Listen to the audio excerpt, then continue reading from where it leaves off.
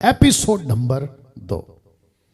क्यों? क्योंकि पिछले हफ्ते इंट्रोडक्शन परिचय का टॉपिक इशू के बारे में, जासूस समाचार के बारे में आपको बता चुका हूं, तो जिसके चलते वो एपिसोड 1, ये एपिसोड 2 अगले संडे जो आएगा एपिसोड नंबर 3।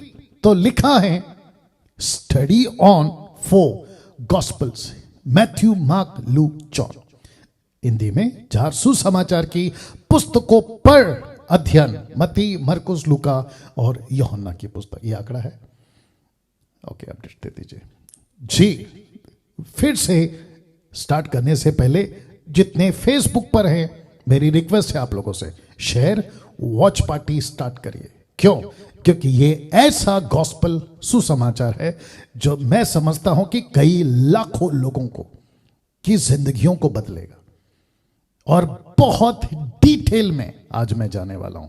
वापस कहता हूं कि फर्स्ट टाइम, पहली बार भारत के अंदर मसीह समाज के लिए, मसीह की दह के लिए, यह व्यक्ति मसीह मंथन के प्लेटफॉर्म से जासूस समाचार की पुस्तकों पर बारीकी से अध्ययन देते हुए आपके बीच में प्रति रविवार, एवरी संडे आता रहूंगा। तो लिखा है, क्या आपकी दिलचस्पी इस जासूस समाचार की पुस्तकों को सीखने में है? Question mark.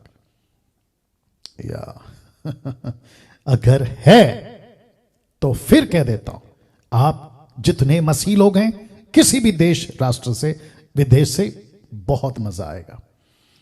जिस पुस्तक को अभी तक, मैं गलत भी हो सकता हूं, जिस पुस्तक को अभी तक आपको छूने मात्र से डर लगता था, यार 4 किताबें, मत्ती को कैसे पढ़ूं, मरकुस को कैसे पढ़ूं, लूका को कैसे पढ़ूं, यूहन्ना की किताब को कैसे पढ़ूं, तकलीफ होती थी, या आपको लगता था उबासी आ रही है, थक जाते थे, नींद आ जाती थी, इस एपिसोड को और आगे की भी जैसे जैसे आप देखते सुनते जाओगे, डंके की चोट पे कहता हूं, आपका सोच, आपका अभी का नजरिया 4 किताबों को लेकर बदल जाएगा। ये डंके की चोट पे कह रहा हूं, गारंटी के साथ में, क्योंकि मैं खुद 30 साल से, और अभी जब इसकी अध्ययन पे घुसा हूं, तो एक एक चीज, बारीकी चीज मुझे खुद ब्लेस करी है, मुझे खुद मेरी आत्मा को उन्नति दी है। तो सोच के देखिए, अगर इसने मुझे इतना ब्लेस किया है, उन्नति करी है, तो आपका क्यों नहीं करेगा? तो फिर से कहता हूं कि किसी भी कोने से मेरा कोई भाई बहन, लड़का लड़की, यूथ, बुजुर्ग अगर देख रहा है, आपका स्वागत करता हूं, वेलकम करता हूं इस 4 पुस्तक की बातों को सीखने के लिए। ना सुसमाचार को ग्रीक भाषा में, या नहीं यूनानी भाषा में, ग्रीक भाषा में क्या कहते हैं, मैं वो रखने जा रहा हूं, क्योंकि सुसमाचार हिंदी शब्द है, गॉस्पेल इंग्लिश शब्द है, लेकिन जब ओरिजिनल मरकुस की किताब लिखी गई थी पहली बार, 4 किताब में से पहला उसको लिखा गया, ऐसे बहुत सारे स्कॉलर्स कहते हैं। मैं इसके ऊपर कोई डंका की चोट पे थप्पा नहीं मार रहा हूं, ठीक है ना, या जो मैं हिस्ट्री पढ़ रहा हूं वही आपको बता रहा हूं। तो सुसमाचार हिंदी शब्द है, गॉस्पेल इंग्लिश शब्द है, लेकिन यूनानी भाषा में इसको कहा गया था यूएंगेलिओन, यूएंगेलिओन। ये यूनानी भाषा, हो सकता है कि मेरा उच्चारण सटीक ना बैठता हो जैसे वो लोग बोलते हैं, लेकिन उसका स्ट्रॉन्ग्स है 2098, जिसका अर्थ आपके बीच में रखने जा रहा हूं, यूएंगेलिओन, यूएंगेलिओन। वाह, बहुत प्रैक्टिस की थी मैंने इसकी, और आप सभी जानते हैं कि हम भारत के लोग हैं, यूनानी, इब्रानी, ये भाषा को सीखने में बरसों लग जाते हैं, बट जो ज़रूरत है वो आपके बीच में रखूंगा। अन्यथा जो लैंग्वेज आपके पास है वो काफ़ी है, हिंदी, मराठी, तेलुगु, तमिल, इंग्लिश, जो भी है वो काफ़ी है। मैं ये नहीं कह रहा हूँ कि ये लैंग्वेज में गड़बड़ है, बिल्कुल नहीं, बट सटीक, क्योंकि स्टडी चल रहा है ना, अध्ययन चल रहा है, इसके लिए कह रहा हूं। तो उसका अर्थ है, यूएंगेलिओन का अर्थ है गुड न्यूज ऑफ, ध्यान दीजिएगा, good news of coming of the Messiah. इस यूएंगेलिओन का अर्थ है good news of coming of the Messiah. तो जिस मसीहा का यहूदी, शास्त्री, फरीसी, उस वक्त का राजा हेरोदेस, उस वक्त के जितने भी एम्परायर थे, किंग्स थे, प्रॉफिट्स थे, ज्योतिष थे, जो भी म्यूजिशियंस थे वो सब वेट कर रहे थे कि मसीहा आएगा, मसीहा आएगा, मसीहा आएगा। तो सुसमाचार को, गॉस्पल को ग्रीक भाषा में कहते हैं यूएंगेलियन, जिसका अर्थ है good news of coming of the Messiah. But इसका वचन आपके बीच में रख रहा हूं, फिर आगे आऊंगा। मरकुस 1:1, the book of Mark chapter 1 verse 1। देखो क्या लिखा है कि परमेश्वर के पुत्र, पहला शब्द है, याद रखिएगा, यह पहला ही वचन है, परमेश्वर के पुत्र यीशु मसीह के सुसमाचार का आरंभ। इसका मतलब है कि यीशु को यीशु नहीं कहा है, यीशु को यीशु मसीह का है, Jesus Christ, the gospel, the beginning of the gospel of Jesus Christ. क्या बात है दोस्तों। अब जैसे मैंने आपको कहा था कि एक अनुमान के हिसाब से जो मैंने स्टडी करी है हिस्ट्री को ध्यान में रखते हुए, कि मरकुस की पुस्तक 4 सुसमाचारों में पहला है। क्यों? क्योंकि इसमें जियोलॉजी, वंशावली नहीं है, इसमें ज्यादा डिटेल नहीं है। इसको कहते हैं, ये 4 किताबों का ये एक्शन बुक है। एक्शन बुक समझते हैं, टक टक टक टक, मतलब यहां वहां की बातें नहीं, सीधा एक्शन। ओके, तो जिसके चलते, और इस पुस्तक की चैप्टर्स भी बहुत कम है, मतलब सबसे छोटा पुस्तक है compare to other 3 books. Okay, वाह। अब दिक्कत क्या है पास्टर डैनियल, आपने ये बातें क्यों लाई? मैं आपको बताता हूं कि good news of coming of the Messiah तो रह क्या गया है। तो फर्स्ट सेंचुरी में कोई भी प्रचारक, पतरस, पौलुस, Stephen, Philip, Andrew, John, Jacob, जो भी थे, फर्स्ट सेंचुरी की कलीसिया में से कोई भी प्रचारक सिर्फ गॉस्पल, सुसमाचार नहीं बोलता था। वो नहीं कहते थे कि हम तुमको सुसमाचार सुनाने आए, वो कहते थे हम तुमको रख रहा हूं यूएंगेलियन करने आए हैं। इसका मतलब क्या है? Good news of coming of the Messiah. तो इसका मतलब है कि अब क्या रह गया है पूरे विश्व में? वो रह गया है गॉस्पल, सुसमाचार। तो लिखा है कि वक्त बदलता गया, कल्चर बदलता गया, भाषा बदलती गई, डिनोमिनेशंस आते चले गए, अब तो बस गुड न्यूज ही रह गया। तो कहते हैं कि हम आए आपको गुड न्यूज सुनाने, लेकिन गुड न्यूज का आगे का हिस्सा क्यों नहीं बोलते आप लोग? ये देख लीजिए। तो good news of coming of the Messiah, इसका सही ग्रीक वर्ड है यूएंगेलियन। ये है इसका असली मतलब। तो जब हम प्रीच करते हैं आज के तारीख में, और कुछ 10-8 साल पहले मैं भी यही कहता था, गॉस्पल गॉस्पल गॉस्पल, सुसमाचार सुसमाचार सुसमाचार, और अभी मैंने टाइटल भी वही रखा है। अब लेकिन डिटेल में जब हम घुसते हैं तो पता चलता है, ओ ये ऐसा नहीं है। तो इसको कहते हैं कि गुड न्यूज तो है, लेकिन साथ में एक और शब्द है, और वह है the coming of messiah, Yeshu का आगमन। तो सुसमाचार सुनाते वक्त आपको सिर्फ गुड न्यूज तक नहीं रहना है, उसके आगे जाना है। ओके, तो ये इंपॉर्टेंट था, जिसके चलते ये बातें जितने भी एमएमबी के फॉलोअर्स और जितने मुझे फॉलो करते फेसबुक, यूट्यूब पर, आपको बताता चलूं कि सुसमाचार, सिर्फ सुसमाचार नहीं बोलना है। आप बोलिए, कोई दिक्कत नहीं है, लेकिन उसके साथ आगे का शब्द जोड़िए जो उस वक्त में लोग बोला करते थे कि good news of the coming of messiah, Yeshu का सुसमाचार, अच्छा सुसमाचार, लेकिन मसीहा का आने का सुसमाचार, जिसके चलते ये बातें मैंने आपके बीच में रखी है ना। 4 पुस्तकें 4 अलग अलग एंगल से लिखा गया है, सबको अपना अपना एंगल दिया हुआ है। तो जिसने जैसा उस वक्त में समझा, याद रखो, एक एक पुस्तक, चारों पुस्तक, मत्ती, मरकुस, लूका, यूहन्ना, यीशु के कम से कम 20 साल बाद लोगों ने लिखा है। मैं आपको उसका प्रूफ भी दूंगा लूका के एंगल से, ठीक है ना। तो आप जब पुस्तक पढ़ते हैं, खास करके 4 पुस्तकें पढ़ते हैं, तो आपके दिमाग में यह बात रखो कि ये चारों पुस्तकें 4 अलग अलग एंगल से लिखी गई है। तो जब मत्ती लिख रहा था तो मरकुस बगल में नहीं बैठा था, मरकुस जब लिख रहा था तो मत्ती बगल में नहीं बैठा था, और वैसे में लूका और यूहन्ना, ये अलग देश, अलग हिस्सा, उसको नहीं पता मरकुस क्या लिख रहा है, मरकुस को नहीं पता मती क्या लिख रहा है, वैसे ही लूका और योना। तो ये आपके लिए रखना था। बट एक एक करके सबका अध्ययन होगा, एक एक करके सबका अध्ययन होगा। तो चारों सुसमाचार के पुस्तकों को हम एक साथ अध्ययन करेंगे, लेकिन अलग अलग हिस्सों में। ये जो शब्द है ना, अलग अलग हिस्सों में, पार्ट या भाग, अलग अलग डिपार्टमेंट भी बोल सकते हैं आप लोग, ऐसे करके हम जो है इसको देखने वाले हैं। तो लिखा है चारों सुसमाचार के पुस्तकों को एक साथ अध्ययन करेंगे, लेकिन अलग अलग हिस्सों में। तो ध्यान दीजिएगा, अभी पिकअप आ रहा है, ओके, अभी टीचिंग का पिकअप आ रहा है। जब मैं इसको पढ़ रहा था या स्टडी कर रहा था या आप लोगों के लिए तैयार कर रहा था, मैं ताज्जुब हो गया कि चारों सुसमाचार के पुस्तक में टोटल 20 हिस्से हैं, 20 हिस्से या 20 डिपार्टमेंट है, 20 हिस्से हैं या 20 पार्ट हैं इसके। पास्टर डैनियल कौन कौन से? जहां जरूरत होगी मैं स्पीड जाऊंगा, जहां जरूरत होगी मैं होल्ड पे बात करूंगा, मतलब धीमी बात करूंगा, ठहराव के साथ बात करूंगा, ठीक है ना। तो 20 हिस्से हैं।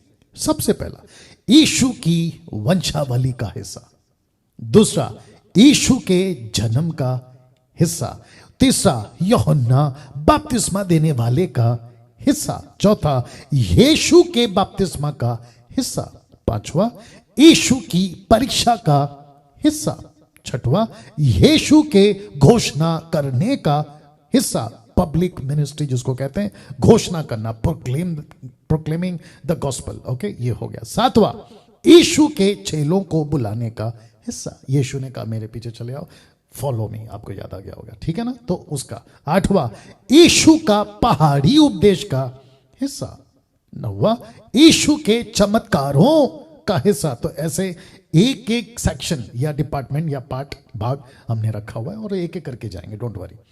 अब इसको कंप्लीट करने में मुझे 1 साल लगता है, तो भी मैं करता जाऊंगा। 10वां यीशु की शिक्षाओं का हिस्सा। 11वां कभी 12 चेले तो कभी 70 चेलों को भेजने का हिस्सा। तो वो एक सेक्शन है, वो एक पार्ट है, वो एक हिस्सा है। कैसे वहां से हम कुछ सीख सकते हैं, ये आपके बीच में मैं रखता चला जाऊंगा, ठीक है ना। 12वां यीशु के दृष्टांतों का हिस्सा, पैराबल्स ऑफ जीसस क्राइस्ट, यीशु के दृष्टांतों का हिस्सा।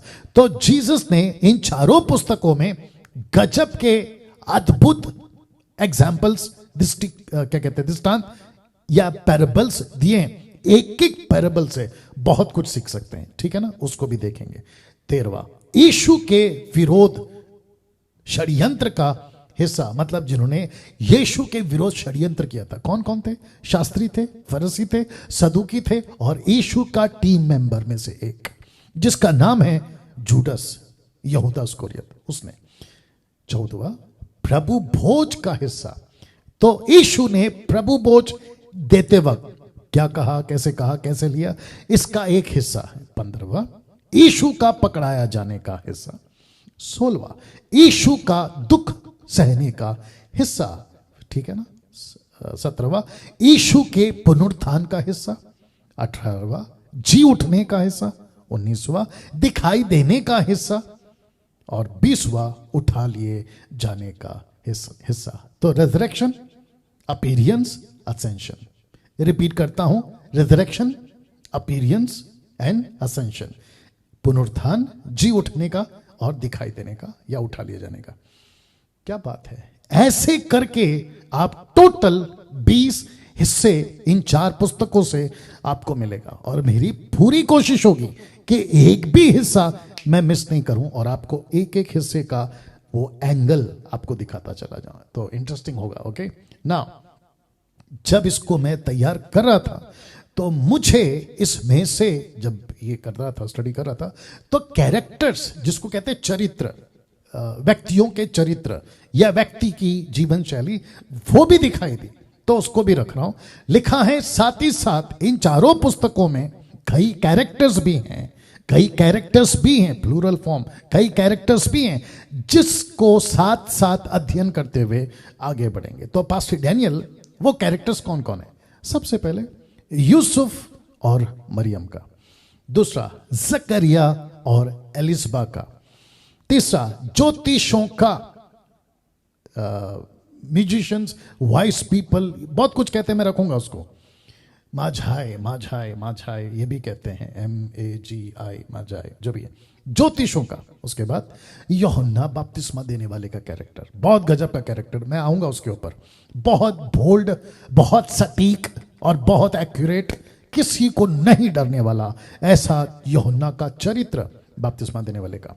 उसके बाद एक व्यक्ति आता है, धनी जवान युवक, उसका चरित्र, कंगाल विधवा का चरित्र का कैरेक्टर देखेंगे, धनी मनुष्य और लाजर का चरित्र देखेंगे, चुंगी लेने वाला जक्कई का चरित्र देखेंगे, इमाउस के रास्ते में दो लोगों का, उनसे क्या सीख सकते हैं, वो एक चरित्र है, निकुदेमुस का चरित्र है, सामरी स्त्री का चरित्र है, व्यभिचारिणी स्त्री का चरित्र है, मैरी मैगदलिनी का चरित्र है, सामरी व्यक्ति का चरित्र है, क्रूस पर डाकू का चरित्र है जो राइट वाला था। उसके बाद एक मां की बिनती दो बेटों को लेकर आती है ना, एक राइट में एक लेफ्ट में, इसको रखो आपके राज्य में। तो फिर यीशु ने क्या कहा, ये भी एक कैरेक्टर है, उसको भी सीखेंगे। पतरस का चरित्र, यहूदा इस्करियोत का चरित्र, थोमा का चरित्र, पिलातुस और उसकी पत्नी का चरित्र, शास्त्री और फरीसियों का चरित्र। तो ऐसे करके इन सब के चरित्र आपके बीच में रखूंगा। तो एक तरफ होगा जार सुसमाचार के यीशु के 20 हिस्से और साथ ही साथ इन सब के चरित्र। अब आप सोचो कि कितना डेप्थ और कितनी गहराई और कितना वक्त चला जाएगा। बट मैं तैयार हूं, लेकिन प्रश्न है क्या आप लोग तैयार हैं? वाह, और मैं आशा करता हूं कि आप लोग तैयार होंगे। बेहद खुशी है कि जितने भी अभी फेसबुक और यूट्यूब पर हैं, कुछ 1500 लोग जुड़ चुके हैं। फेसबुक वालों से फिर कहूंगा, वॉच पार्टी शेयर करना जारी रखें। अब एक सेक्शन आपके बीच में रख रहा हूं, उसको एक्सप्लेन करूंगा। वो क्या है? लिखा है कि चारों पुस्तकों में 89 को हिंदी में क्या देखा था हमने, 89 अध्याय है। 5वीं क्लास 3 बार फेल हूं, उसके बावजूद भी बात कर रहा हूं। लिखा है चारों पुस्तकों में 89 अध्याय हैं, 89 चैप्टर्स हैं। अब इसको मैंने डिवाइड किया है, बांटा है। पहले आपको बता देता हूं कि मत्ती में है 28, मरकुस में है 16, लूका में है 24 और यूहन्ना में है 21। और आप इसको टोटल करिएगा, आपको मिलेंगे 89। ओके, नाउ इस 89 को हमने 4 हिस्सों में बांटा है। 4 हिस्सों में बांटा, या 4 हिस्सों में आप लोग बांट सकते हैं। कैसे? फर्स्ट हिस्सा, इस 89 चैप्टर में से ऐसे 4 अध्याय हैं जो यीशु के पैदा होने से लेकर 30 साल तक के उम्र के जीवन को बताता है।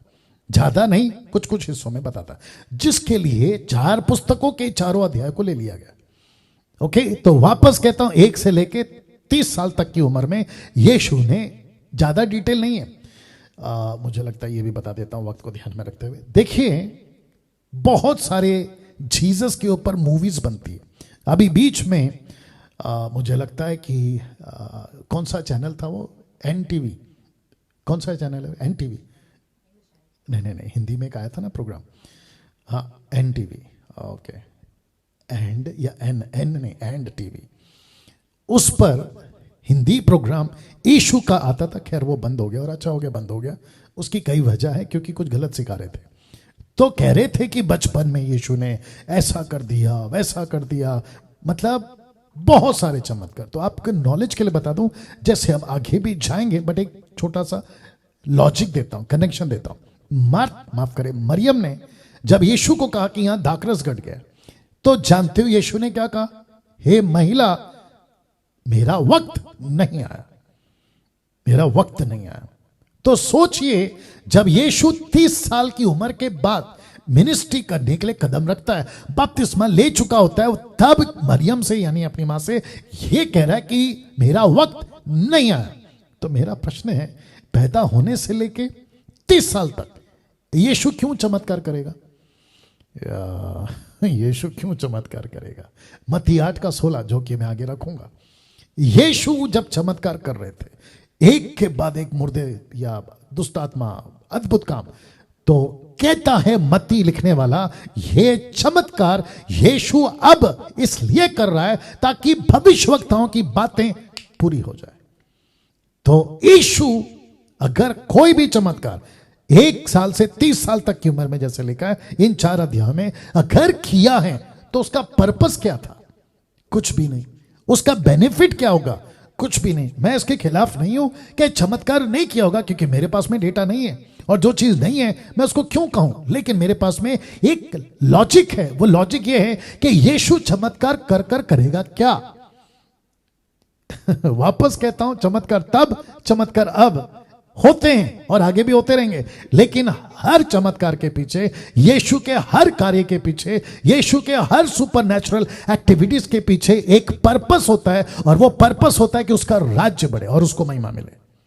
अगर ये नहीं हो रहा है तो वो ऐसी सारी एक्टिविटीज को हम स्वीकार नहीं कर सकते। तो ये हो गया 4 हिस्सों में से पहला।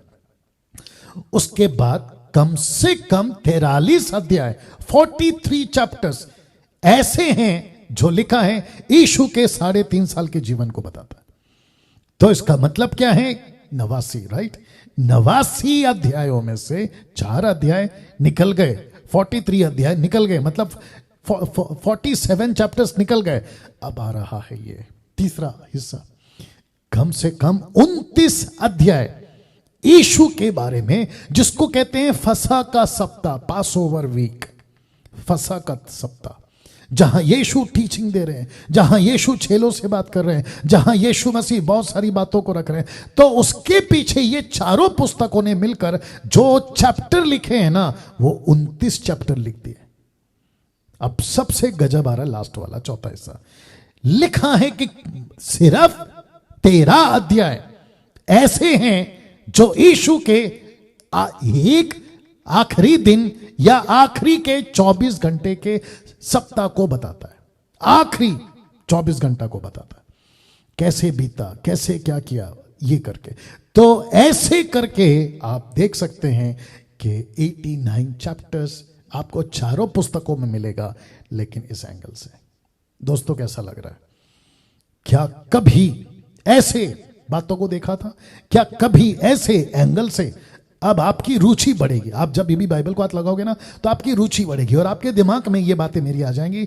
ओके, ऐसा हिस्सा है, ओके ये ऐसा है, तो वो इंटरेस्ट बढ़ता है। अंडरस्टैंड? इसके लिए रख रहा हूं ना।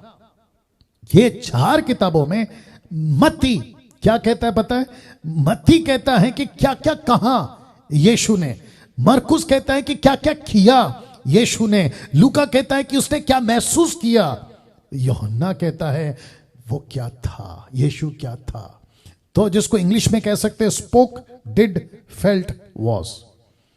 क्या बात है। जिसका मतलब है कि अगर हम सिर्फ एक पुस्तक को हटा दें, मात्र 3 पुस्तक को रखें, जिसको कहते हैं मत्ती, मरकुस, लूका, इन सिर्फ 3 पुस्तकों को आप एक साथ एक क्या कहते हैं उसको, एक लाइन पे रख सकते हैं।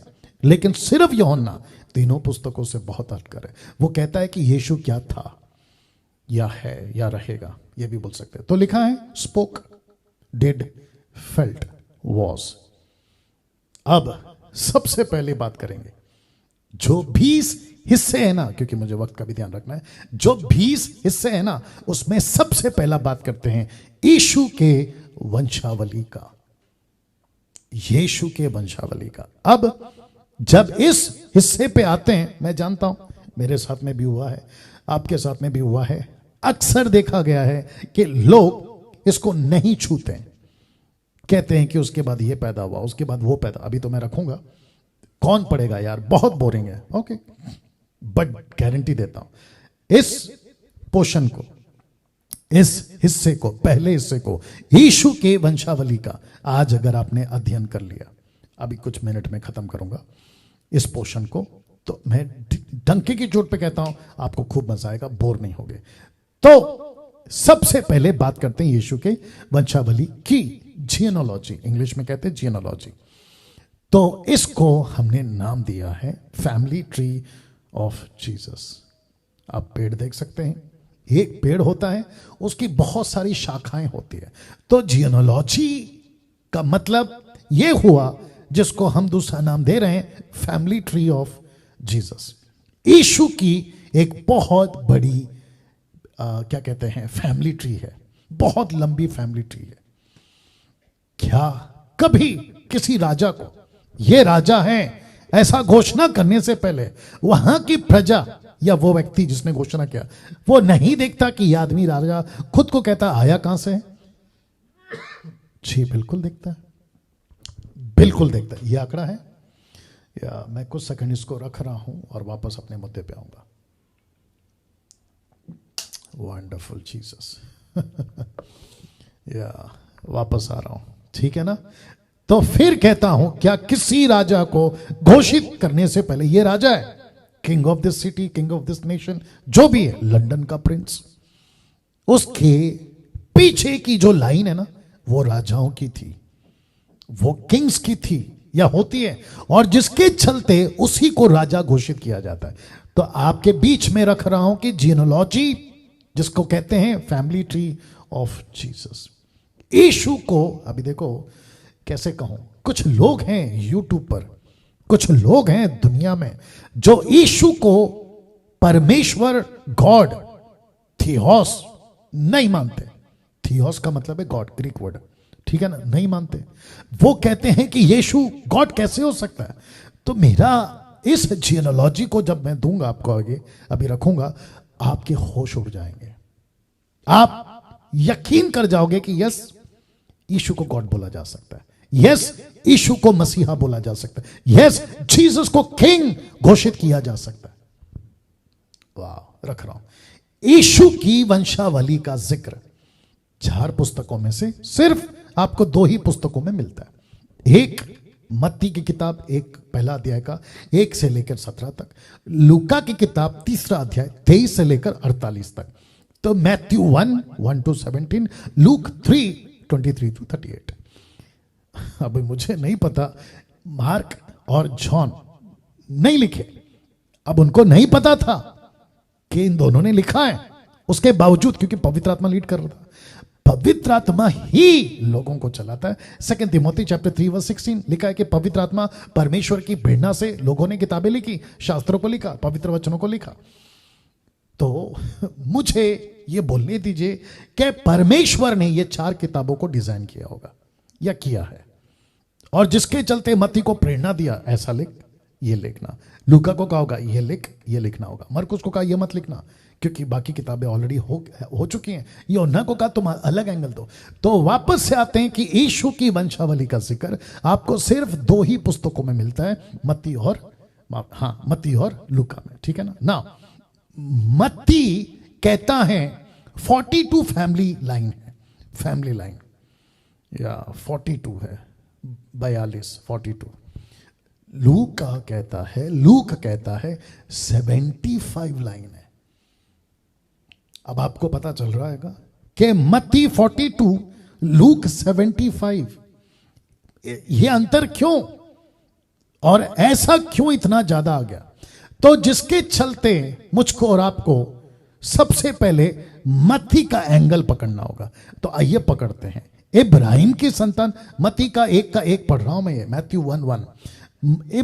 इब्राहिम की संतान, दाऊद की संतान, यीशु मसीह की वंशावली। ओके, तो इसमें कौन है? पहला अब्राहम, फिर कौन है? दाऊद, फिर कौन है? यीशु। तो 3 आ गए, ठीक है ना। आपको रखूंगा ना। इब्राहिम से इसहाक उत्पन्न हुआ, इसहाक से याकूब उत्पन्न हुआ, याकूब से यहूदा उसके भाई उत्पन्न हुए, यहूदा से फिरीस, यहूदा और तमार से जोरा उत्पन्न हुए, फिरीस से हिस्रोन उत्पन्न हुआ, हिस्रोन से अराम उत्पन्न हुआ, अमीनादाब उत्पन्न हुआ। मैं शॉर्ट इसलिए कर रहा हूं क्योंकि जिसको मैंने रेड से स्पॉट किया है उसको ध्यान रखिएगा। नहशोन से सलमोन उत्पन्न हुआ, सलमोन से बोआज, बोआज से ओबेद, और ओबेद से येशे यानी कि दाऊद का पिता, और येशे से दाऊद राजा उत्पन्न हुआ। ओके, तो ये हो गया पहला 14। ओके, अब दूसरा 14 मैं रखूंगा, वचन 7। दाऊद से सुलेमान उस स्त्री से उत्पन्न हुआ जो पहले उरिया की पत्नी थी। आप सभी जानते हैं बत्शीबा की बात हो रही है। सुलेमान से रहबाम उत्पन्न हुआ, रहबाम से अबिया उत्पन्न हुआ, अबिया से आसा उत्पन्न हुआ, आसा से योशाफात उत्पन्न हुआ, योशाफात से योराम उत्पन्न हुआ, योराम से उजिया उत्पन्न हुआ, उजिया से योताम उत्पन्न हुआ, योताम से आहाज उत्पन्न हुआ, आहाज से हिजकिया उत्पन्न हुआ, हिजकिया से मनशे उत्पन्न हुआ, मनशे से ओमोन उत्पन्न हुआ, अमोन से योशिया उत्पन्न हुआ, माफ करें, और बंदी होकर बाबुल के जाने के समय में योशिया से युकुन्या उसके भाई उत्पन्न हुए। तो ये हो गया 1 और 14। अब आप समझ गए या? तो 20 14 14 28। अब बात करते हैं तीसरे 14 की। लिखा है वचन 12, बंदी होकर बाबुल पहुंचा जाने के बाद युकुन्या से शल्तियेल उत्पन्न हुआ। मैंने उसको ब्लैक से स्पॉट इसलिए किया है ताकि आपको हाईलाइट कर सकूं और गिनती करवा दूं। और लिखा है शल्तियेल से जरुब्बाबेल उत्पन्न हुआ, जरुब्बाबेल से अबीहूद उत्पन्न हुआ, और अबीहूद से एलियाकीम उत्पन्न हुआ, और एलियाकीम से औजार उत्पन्न हुआ, औजार से सदोक उत्पन्न हुआ, सदोक से अखीम उत्पन्न हुआ, अखीम से एलीहूद उत्पन्न हुआ, एलीहूद से एलियाजर उत्पन्न हुआ, एलियाजर से मत्तान उत्पन्न हुआ, मत्तान से याकूब उत्पन्न हुआ, और याकूब से यूसुफ उत्पन्न हुआ जो मरियम का पति था, जिससे यीशु जो मसीह कहलाता है उत्पन्न हुआ। लिखा है 17 वचन में, इब्राहिम से दाऊद तक 14 पीढ़ी। आप देख सकते हैं, मैंने स्पॉट किया है, 14 हुई। और दाऊद से बाबुल को बंदी होकर पहुंचाए जाने तक 14 पीढ़ी, बंदी होकर बाबुल को पहुंचाए जाने के समय से लेकर मसीह तक 14 पीढ़ी। तो टोटल कितने होते हैं? 42।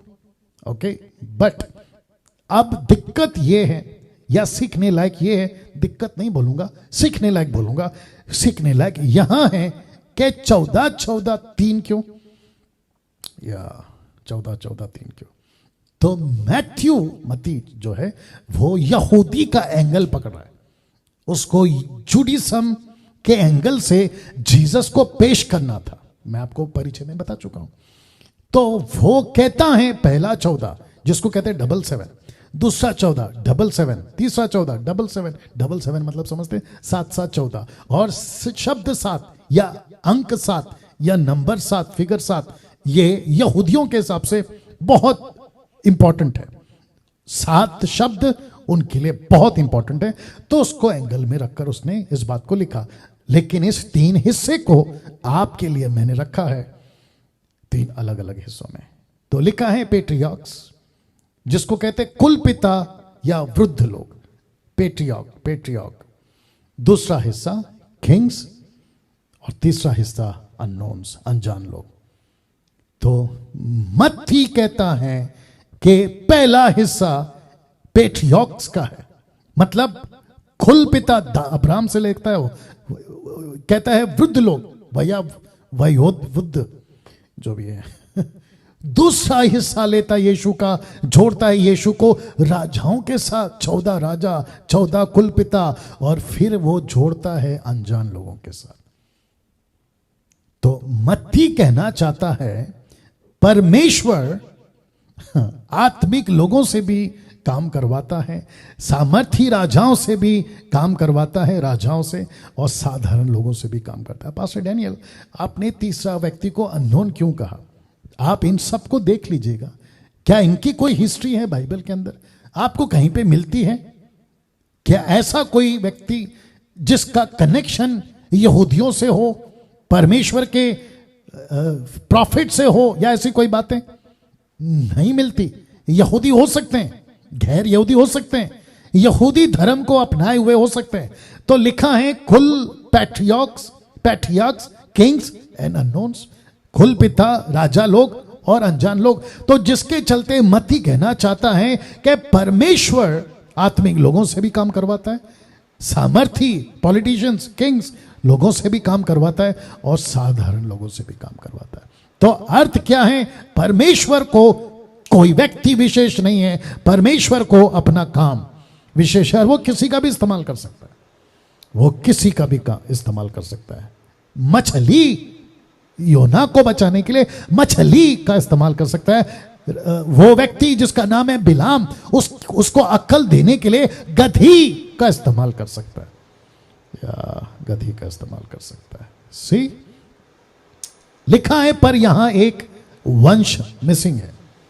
किस में? आखिरी वाले में। कौन सा? ये वाला अनजान, अननोन्स, एक वंश मिसिंग है। कैसे? आपने कभी पढ़ा? आज पढ़ लीजिएगा, मैं रख रहा हूं तो वचन 12 को फिर पढ़ते हैं। मैथ्यू 1:12 लिखा है, बंदी होकर बाबुल पहुंचे जाने के बाद युकन्या से शलतियेल पैदा हुआ, ये हुआ एक। दूसरा है जरुब्बाबिल, ये हुआ दूसरा। तीसरा है अबीहूद, चौथा है एलियाकीम, और पांचवा है अजोर, छठवा है सदोक, सातवां है अखीम, आठवां है एलीहूद, नौवां है एलियाजर, 10वां है मत्तान, और 11वां है याकूब, और 12वां है यूसुफ, और 13वां यीशु। यहां 14वां कहां है? यहां पे 14th वाला जनरेशन मिसिंग है, और उस ग्रुप से मिसिंग है जिसको कहते हैं अनजान, अननोन। ऐसा क्यों? क्या लिखने में गलती हुई? बिल्कुल नहीं। तो ये 14वां अननोन वाला ग्रुप कहां है? अननोन वाला ग्रुप कहां है? आप इसको गिन लीजिए, आप देख लीजिए, आप इसको गिन लीजिए, मैं कुछ सेकंड रख रहा हूं इसको। तो इसका मतलब यह हुआ कि जो एक वंश मिसिंग है, जो यहां पे नहीं है, जिसका रिकॉर्ड मत्ती नहीं देता, और ये एक आत्मिक बात है। तो जो मिसिंग वंश है वो कहां है? वो यहां है। तो लिखा है पहला पत्र 2:9, पर तुम, अभी जो आप सुन रहे हैं ना, आपको कहता है, मुझको कहता है पर तुम एक छुना हुआ वंश, राजा, पदधारी, याजकों का समाज, पवित्र लोग, परमेश्वर की नीच प्रजा, इसलिए कि जिसने तुम्हें अंधकार में से अपनी अद्भुत ज्योति में बुलाया, उसके गुण प्रकट करो। तो वो मिसिंग जनरेशन आप और मैं हैं। आप ताली बजा सकते हैं, प्रभु को स्तुति दे सकते हैं, क्योंकि यीशु के बाद परमेश्वर ने एक और वंश को चुना। इसलिए तो लिखा यूहन्ना 1:12 में कि जितने यीशु पर विश्वास करते हैं वो परमेश्वर के बेटा बेटी हैं। रोमियो 8:14 कहता है कि जो आत्मा के चलाए चलते हैं वो परमेश्वर का बेटा बेटी हैं। पहला यूहन्ना 3:1 कहता है कि परमेश्वर ने हमको अपना पुत्र कहा है और खुद को हमारा पिता कहा है। क्या बात है दोस्तों। तो 14th जनरेशन आप और मैं, क्या बात है। और उम्मीद करता हूं कि आपने ताली बजाकर प्रभु को धन्यवाद दिया होगा। Amazing, amazing, amazing. ओके, मत्ती ने यीशु को किससे जोड़ा? यीशु को किससे जोड़ा? अब्राहम से, अब्राहम से जोड़ा। तो इसको कहते हैं यहूदी एंगल।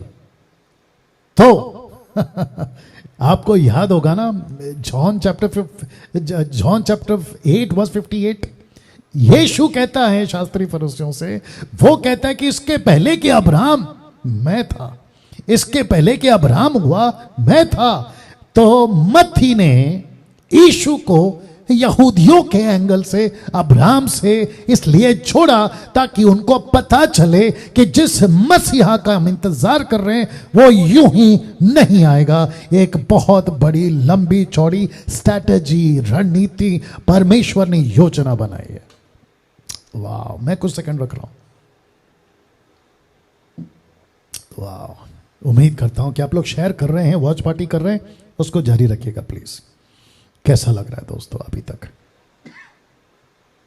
तो मत्ती ने यीशु को अब्राहम से जोड़ा यहूदी एंगल से। अब बात करते हैं लूका के अनुसार यीशु की वंशावली।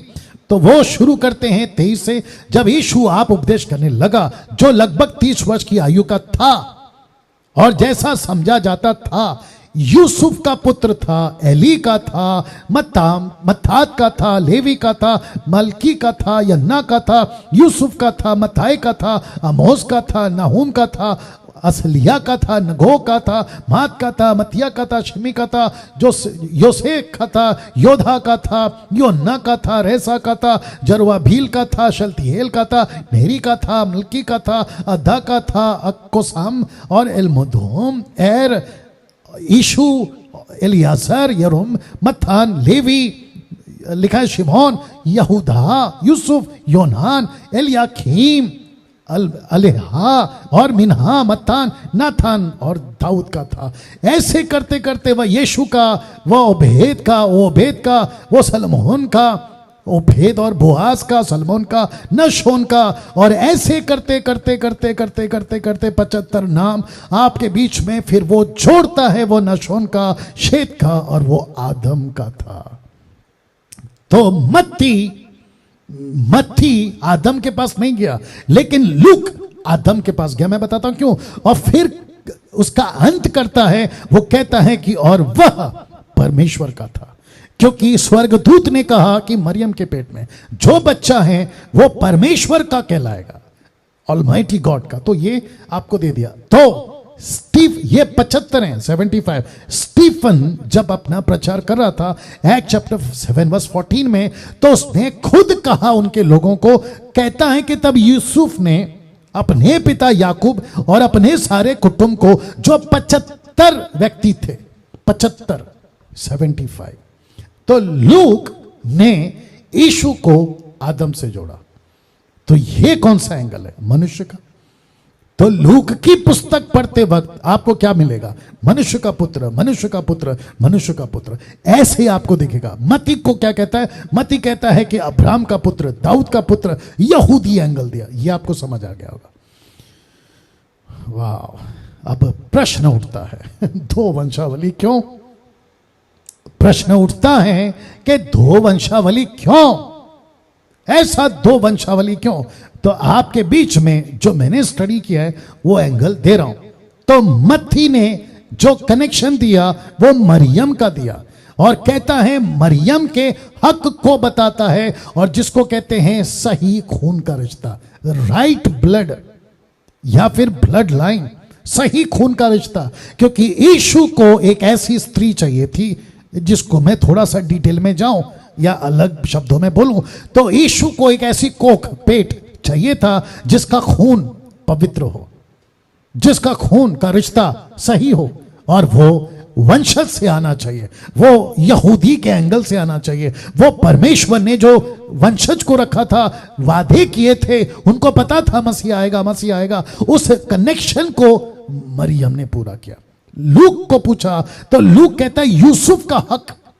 लूक कहता ना ये यूसुफ का, तो यूसुफ का हक को बताता। क्यों? क्योंकि मरियम को सपोर्ट करने के लिए सही पति का, सही पत्नी का रिश्ता, पति का रिश्ता आना चाहिए ना यहाँ पे। एनीवे, सही खून का रिश्ता, सही पति का रिश्ता। ये पति करना है, उसको बाद में याद रखिएगा। पति का रिश्ता बाद में क्यों, अभी कर देते हैं। एक सेकंड दीजिए। पति पति पति ऐसे ही आएगा शायद। ओके, एक सेकंड दीजिए। या गॉट इट। सही पति का रिश्ता, पति ठीक है, हाँ ठीक है। तो सही पति का रिश्ता। तो मत्ती कहता है सही खून का रिश्ता, लूका कहता है सही पति का रिश्ता, सही पति का रिश्ता। तो दो वंशावली क्यों? क्योंकि यूसुफ को स्वर्गदूत कहता है, क्या कहता है देखो, उसकी तो सिर्फ मंगनी हुई थी, मैं रखूंगा, तू अपनी पत्नी मरियम को अपने यहां ले आने से मत डर, जबकि उसकी शादी नहीं हुई, मैं रखूंगा। लेकिन उसको कहता है तू अपनी पत्नी को, तो सही पति चाहिए था। मैं इसके ऊपर बहुत बात कर सकता हूं। आजकल लोग कहते हैं कि मेरे को लड़के से शादी करना है। प्रश्न उठता है लड़का कहां का है, अविश्वासी या विश्वासी? तो लड़का विश्वासी हो, सही पति हो। मरियम को शादीशुदा एक व्यक्ति चाहिए था, तो सही खून का रिश्ता, सही पति का रिश्ता। कैसा लग रहा है दोस्तों? अब क्योंकि बात निकली है मरियम की और यूसुफ की, तो ये कैरेक्टर्स हैं, तो जिसके चलते लिखा कि अब बात करते हैं दो चरित्रों की। एक है यूसुफ और दूसरा है मरियम। लिखा है दोनों भी धर्मी थे, दोनों भी धर्मी थे। कैसे? एक एक करके जाएंगे, और मैं उम्मीद करता हूं आप बहुत सीख रहे हैं, मजा आ रहा होगा। मुझे खुद को आ रहा है आपको सिखाते वक्त में, बहुत उत्साहित था कि ये बातें आपके बीच में रखूं, और ऐसे हर संडे आपके बीच में आता रहूंगा। रिक्वेस्ट करता हूं खूब शेयर करें, खूब शेयर करें। तो दो चरित्रों की बात करते हैं, लेकिन दोनों भी यूसुफ और मरियम क्या थे? राइचस, दे वर राइचस, वो धर्मी थे। कैसे? लीजिए यूसुफ और मरियम का फोटो आपको कनेक्ट करने के लिए। मत्ती 1:19, मैथ्यू 1:19 लिखा है, सो उसके पति यूसुफ ने क्या लिखा है? जो धर्मी था। अब बात करते हैं मरियम की। लूका 1:38 कहता है, मरियम ने कहा, देख मैं प्रभु की दासी हूं, मुझे तेरे वचन के अनुसार हो। यह स्टेटमेंट क्या बताता है? She was God fearing woman. वो परमेश्वर को डरने वाली एक कुंवारी थी। तो जिसके चलते मैंने दोनों को टाइटल दिया है कि बोथ वर राइचस। यूसुफ भी धर्मी था, मरियम भी धर्मी थी। तो ये आपको कनेक्शन मैंने दे दिया। ये चरित्र की बात कर रहा हूं, कई चरित्र है ना, कैरेक्टर्स, उसमें से ये 2 पहला कैरेक्टर्स, इसके ऊपर बात कर रहा हूं ना। आपको पता है कि किसी औरत का या स्त्री का या लड़की का वक्त शादी के पहले अगर उसका कैप ऊपर कर सकती हो, या शादी के पहले अगर वो गर्भवती हो जाती है तो व्यवस्था विवरण 22 का 23-24 क्या कहता है? लिखा है, यदि किसी कुंवारी कन्या के ब्याह की बात लगी हो, यानी कि एंगेजमेंट, मरियम का क्या हुआ था? एंगेजमेंट। लिखा है ब्याह की बात लगी हो और कोई दूसरा पुरुष उसे नगर में आ पाकर उससे कुकर्म करे, तो तुम उन दोनों को, याद रखो दोनों को, उस नगर के फाटक के बाहर ले जाकर, शब्द पे ध्यान दीजिए, उनको पत्थरवा करके मार डालना, उनको मार डालना। अब आप सोचिए कि मरियम कहती है, शब्द पे ध्यान दीजिए, मरियम कहती है मैं प्रभु की दासी हूं, जिसको कहते हैं गुलाम हूं, जिसको कहते हैं मैं स्लेव हूं, जिसको कहते हैं मैं प्रभु के लिए कुछ भी करूंगी। कहते हैं मुझे तेरे वचन के अनुसार हो। मैं एग्री करती हूं, मुझे तेरे वचन के साथ अनुसार हो। तो फिर प्रश्न उठता है कि अगर लोगों ने पत्थर से मार दिया तो ये औरत कहती है, ये लड़की कहती है, ये कुंवारी कहती है, ये मरियम कहती है मेरे को जो भी होने दो, लेकिन मैं प्रभु की दासी हूं। अभी जो मुझे देख रहे हैं, सुन रहे हैं, मैं चाहता हूं कि आप इससे ये सीखें कि परिस्थिति क्या हो सकती है, जिसको कहते हैं ना परिणाम, कुछ भी आ सकता है। आपकी मौत हो सकती है, आपको टॉर्चर किया जा सकता है, ऐसा करा तो ये परिणाम, ऐसा करा तो वो परिणाम। उसके परिणाम की फिक्र आपको नहीं करनी है। आपको प्रभु को कहना है कि प्रभु भेज जहां भेजना है, करवा जो करवाना है, बुलवा जो बुलवाना है, मैं जो भी करूंगा, मैं क्योंकि तेरा दास हूं, मैं तेरी दासी हूं और मुझे तेरे वचन के अनुसार हो। पत्थर से मार दो लिखा है। अब आप सोचिए, आज की जितनी महिलाएं जो कुंवारी हैं, शादी नहीं हुई, अगर उनके साथ ऐसा होता है, ये चित्र देख लीजिए, ऐसा होता है, आपको स्वर्गदूत आकर कहता है कि तुमको जो है ना बच्चा होगा, पेट में बच्चा आएगा। कैसे आएगा? पवित्र आत्मा की ओर से आएगा। मरियम कहती भी है मैं तो कोई पुरुष को जानती तक नहीं हूं। वो कहती ठीक है, उसके बावजूद मैं कहती हूं कि मुझे पत्थर से मार देने का वचन है मेरे पास में, डर है, लेकिन मुझे तेरे वचन के अनुसार हो। सीधे से कैसा लग रहा है? ओके, तो ऐसे ये 2 कैरेक्टर, बहुत कुछ बोल सकता हूं, लेकिन मैं समझता हूं कि आगे देखेंगे, ठीक है ना। अब बात करते हैं दूसरा हिस्सा। पहला हिस्सा कौन सा है? वंशावली। दूसरा हिस्सा यीशु का जन्म, यीशु का जन्म। अब आपको फिर से बताता हूं, ऐसे ऐसे पहलू आपके बीच में रखूंगा, आपके होश उड़ेंगे, मजा आएगा आपको, ठीक है ना। तो दूसरा हिस्से पे आ गया हूं, यीशु का जन्म, बर्थ ऑफ जीसस क्राइस्ट। मत्ती और लूका के पहले अध्याय से अध्ययन करने जा रहा हूं। मत्ती और लूका को साथ में क्लब कर रहा हूं, ठीक है ना, क्योंकि मैं एक एक पुस्तक का एक एक वर्ड्स के हिसाब से नहीं जा सकता, क्योंकि वहां जो सिखा है वही रिपीट आएगा, फिर उसको कैसे सिखाओ। तो चारों पुस्तकों को मैं मर्ज कर रहा हूं और एक एक हिस्सा चारों पुस्तकों का लेकर सिखा रहा हूं। तो ये दूसरा हिस्सा हो गया, ठीक है ना। तो फोटो देख लीजिएगा, यीशु का जन्म, यीशु का जन्म। यहां पे मरियम है और चरनी में लेटा यीशु जो बालक था, तब, अभी नहीं तब, अब तो वो सबका बाप है। यीशु का जन्म, रिपीट करता हूं, यीशु का जन्म। मजा आएगा। लिखा है दुनिया का सबसे अनोखा जन्म, बहुत अनोखा, यूनिक, अनोखा। कैसे? बताता हूं। जितने भी बच्चे तब से लेके अब तक और आगे भी जो हुए ना, वो बायोलॉजिकल हुए, पुरुष और स्त्री के संबंध से, धातु से, जो भी आप बोलना चाहें। लेकिन यीशु का जन्म टोटल अनोखा और यीशु के जन्म पर बहुतों को एतराज है। तो यीशु के जन्म पर सवाल क्यों? कुछ ग्रुप हैं वो कहते हैं ऐसे कैसे हो सकता है, कैसे किसी पुरुष और स्त्री के संबंध के बगैर बच्चा पेट में कैसे आ सकता है, यीशु ऐसे कैसे पैदा हो सकता है। बहुत ग्रुप है भारत में, दुनिया में, यूट्यूब पर भी जो ये प्रश्न को उठाते हैं। लेकिन मुझे, उनको, आपको, और अगर किसी के मन में ये प्रश्न आ रहा है, इस फोटो को पहले देख लो, मैं आपको जवाब देने जा रहा हूं। क्या इस फोटो में जहां परमेश्वर अपने हाथों से मट्टी को लेता है, उसका लेप बनाता है, उसको आकार देता है और उस आकार के अंदर अपना श्वास फूंकता है, जिसको कहते हैं परमेश्वर का आत्मा श्वास, उसको फूंकता है, तो प्रश्न उठना चाहिए ये कैसे बन गया? अगर परमेश्वर ये बना सकता है तो परमेश्वर किसी औरत के पेट में बच्चा क्यों नहीं डाल सकता? तो लिखा है यहोवा परमेश्वर ने आदम को भूमि की मिट्टी से रचा, उसके नथनों में जीवन का श्वास फूंक दिया और आदम बन गया जीवित प्राणी। कैसे बन सकता है मुझे कोई बताइए? कौन सा साइंटिस्ट, कौन सा विज्ञान प्रूफ कर देगा कि मट्टी से एक आदमी जीवित प्राणी बन जाता है?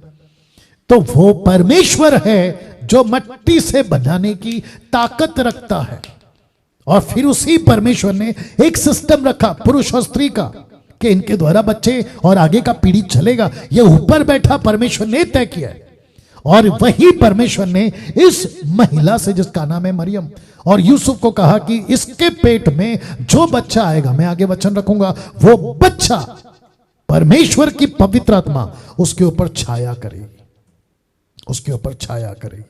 और वो बच्चा पेट में अलौकिक तरीके से आएगा और वो बच्चा परमेश्वर का होगा, वो बच्चा खुद परमेश्वर होगा। मैं रखूंगा आगे। तो लिखा है मट्टी से रचा, और लिखा है स्वर्गदूत ने उसको उत्तर दिया, तुझ पर उतरेगा कौन? परमेश्वर का परमेश्वर का आत्मा, और परम प्रधान की सामर्थ तुझ पर छाया करेगी, इसलिए वह पवित्र जो उत्पन्न होने वाला है परमेश्वर का पुत्र कहलाएगा। सीधे। तो मेरा प्रश्न है, ये हो सकता है? आपने स्वीकार किया, तो जब आपने इसको स्वीकार किया तो ये जो है लिखा ना, तुझ पर छाया करेगी, परमेश्वर का आत्मा तुझ पर छाया करेगी, ये आप स्वीकार क्यों नहीं कर रहे? और फिर मैं वापस पीछे जाऊंगा कि यीशु के जन्म पर इतना सवाल क्यों? और तब जाकर पौलुस एक वचन लिखता है, क्या कहता है जरा देखिएगा, रोमियो 9:20। वो कहता है, हे मनुष्य, भला तू कौन है? जितने भी यीशु के जन्म के विरुद्ध में वीडियो बनाते हैं, यीशु का जन्म ऐसे कैसे होगा, बायोलॉजिकल नहीं है, ये कैसे आ गया, ये कैसे हो सकता है, क्या ऐसा भी कोई जन्म होता है? ऐसे लोगों को मैं कहना चाहता हूं कि हे मनुष्य, भला तू कौन है जो परमेश्वर का सामना करता है? क्या गढ़ी हुई वस्तु, मट्टी की बर्तन की बात हो रही है, क्या गढ़ी हुई वस्तु गढ़ने वाले से कह सकती है कि तूने मुझे ऐसा क्यों बनाया? तो परमेश्वर कहता है, मेरी मर्जी, मैंने इस आदम को मट्टी से बनाया और मरियम के पेट में मैंने पवित्र आत्मा के द्वारा इस मसीहा को इसके पेट में डाला। अब इसका कनेक्शन बहुत था, जब मैं इसको स्लाइड को रेडी कर रहा था इसका कनेक्शन बहुत था। एक दे देता हूं, मैंने नहीं रखा है लेकिन अभी दे देता हूं। वो कनेक्शन क्या है साहब? मां के पेट से जो बच्चे निकलते थे ना, वो पापी निकलते थे, मां के पेट से पापी निकलते थे। तो यीशु ने कहा ठीक है, मैं उसी पेट से निकलूंगा और एक ऐसा युग लाऊंगा जिसको कहते हैं धर्मी बच्चे। और यही तो कहा ना निकोदेमुस से कि आत्मा और पानी से तू जन्म लेगा, उसी को कहते हैं नया जन्म, जिसको कहते हैं बॉर्न अगेन। निकोदेमुस कहता है ये कैसे हो सकता है, क्या मां के पेट में कोई जा सकता है? तो यीशु गया। क्या बात है, यीशु गया। यीशु कहता है यही तो मैं समझा रहा हूं, क्योंकि मैं वहां की बातें कर रहा हूं तो यहां की बातें कर रहा है। आत्मिक जनात्मा की बातें समझेगा, शारीरिक लोग नहीं, शारीरिक लोग नहीं। ये बाहर के लकड़ी पत्थर सांप हाथी कुत्ता बिल्ली को पूजने वाले नहीं समझ सकते, ये परमेश्वर की आत्मा को पाए हुए लोग ही समझ सकते हैं। तो जिसके चलते मैंने ये वचन रखा है कि हे मनुष्य, भला तू कौन है जो परमेश्वर का सामना करता है? वो जैसा चाहे वो बना सकता है। अब बात करते हैं यीशु की, वक्त को ध्यान में रखते हुए।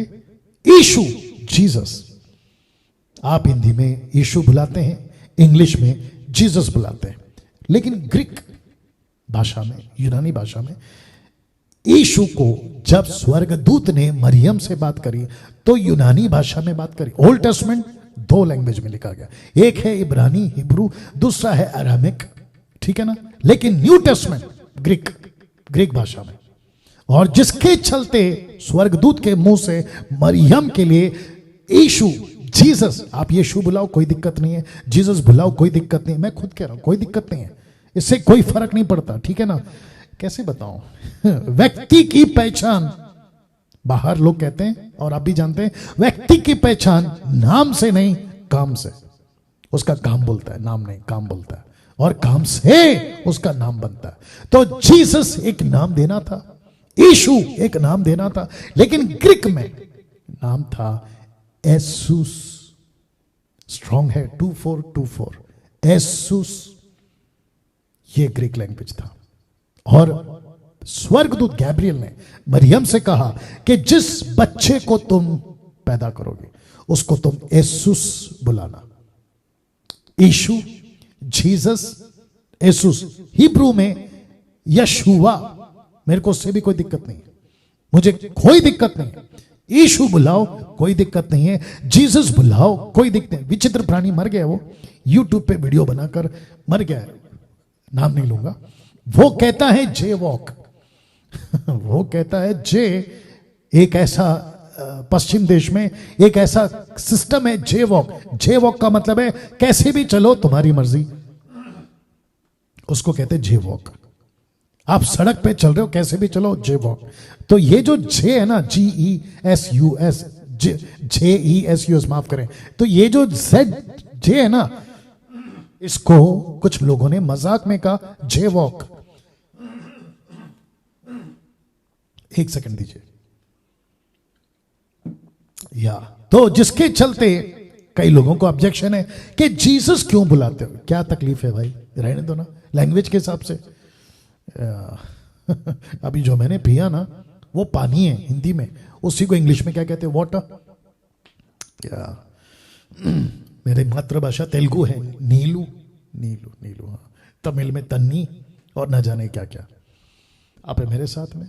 तो यीशु बुलाओ कोई दिक्कत नहीं है, जीसस बुलाओ कोई दिक्कत नहीं है। ग्रीक भाषा में अभी भी है कई लोग, वो लोग एसूस बुलाते हैं, कोई दिक्कत नहीं है। और जो इब्रानी भाषा वाले, इब्रानी हिब्रू वाले में, उनको मिला है यशुआ, कोई दिक्कत नहीं है। लेकिन अगर कोई कहता है कि यशुआ ही बुलाओ, जीसस मत बुलाओ, यीशु मत बुलाओ, तो भैया दिक्कत हो जाएगी आपके लिए। तो ऐसी टीचिंग को मैं कैंसिल करता हूं। किसी प्रकार का कोई आप जो है ना ऐसा थप्पा नहीं मार सकते कि यशुआ बुलाओ, यशुआ बुलाओ, ना ना ना ना ना ना। यीशु भी चलेगा, जीसस भी चलेगा, एसूस भी चलेगा। अब बात करते हैं ये टॉपिक मैंने क्यों निकाला, मेरे साथ में है, मजा आएगा। इसूस जो मरियम के पेट में आया था, कहां गया ये वाला, मरियम के पेट में आया था, जिसको कहते हैं हिंदी में जीसस, यीशु इंग्लिश में जीसस, और ग्रीक भाषा में एसूस।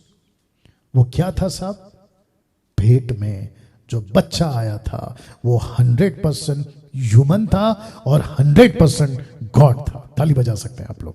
रिपीट करता हूं कि यीशु 100% मनुष्य था और 100% वो गॉड था, थियोस। इसलिए तो लिखा है ना, आदि में वचन था, वचन परमेश्वर के साथ में था। पास्टर डैनियल, क्या आपके पास कोई वचन है? अभी दे देता हूं। फिलिपियो 2 का 6 से 7 तक में, फिलिपियन चैप्टर 2 वर्स 6 to 7। देखो क्या लिखा है, जिसने परमेश्वर के स्वरूप में होकर भी, परमेश्वर के स्वरूप में होकर भी परमेश्वर के तुल्य होने को अपने वश में रखने की वस्तु ना समझा, वरना अपने आप को ऐसा शून्य कर दिया और दास का स्वरूप धारण किया, मनुष्य की समानता में हो गया। अगर मनुष्य था तो मनुष्य की समानता में क्यों आएगा? परमेश्वर था, इसलिए लिखा है कि परमेश्वर का स्वरूप में होकर भी, यही तो बात कह रहा हूं। तो जीसस 100% ह्यूमन था और 100% गॉड था। पास्टर डैनियल, क्या आपके पास में क्रॉस रेफरेंसेस हैं? ऑफ कोर्स है। पहला तिमोथी 3:16, फर्स्ट तिमोथी चैप्टर 3:16, क्या लिखा देखो, इसमें संदेह नहीं कि भक्ति का भेद गंभीर है, अर्थात वो जो शरीर में प्रकट हुआ, आत्मा में धर्मी ठहरा, स्वर्गदूतों को दिखाई दिया, अन्य जातियों में उसका प्रचार हुआ, जगत में उस पर विश्वास किया गया और महिमा में ऊपर उठाया गया। और इसी का ट्रांसलेशन कहता है, and without controversy great is the mystery of godliness, God was manifest in the flesh. क्या बात है। Justify in the spirit, seen of angels, preach unto the Gentiles, believed on in the world, receive up unto glory. क्या बात है दोस्तों, God was manifest in the flesh. क्या और reference है? ऑफ कोर्स है। पहला यूहन्ना 1:18, द बुक ऑफ जॉन 1:18, परमेश्वर को किसी ने कभी नहीं देखा, नहीं देखा।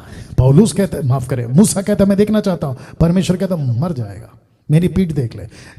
परमेश्वर को कभी किसी ने नहीं देखा। एक लौता पुत्र, ब्रैकेट में यीशु, जो पिता की गोद में है, उसी ने उसे प्रकट किया। ऐसा नहीं लिखा है उसी ने देखा, बल्कि यीशु ने परमेश्वर कैसा होता है उसको प्रकट किया। यही प्रश्न फिलिप ने पूछा था, हमको परमेश्वर दिखा, तो 14:9 इसी किताब में यीशु ने उससे कहा, हे फिलिपुस, मैं इतने दिन से तुम्हारे साथ हूं, क्या तू मुझे नहीं जानता? जिसने मुझे देखा है उसने पिता को देखा है। तू क्यों कहता है कि पिता को अलग से दिखा दे?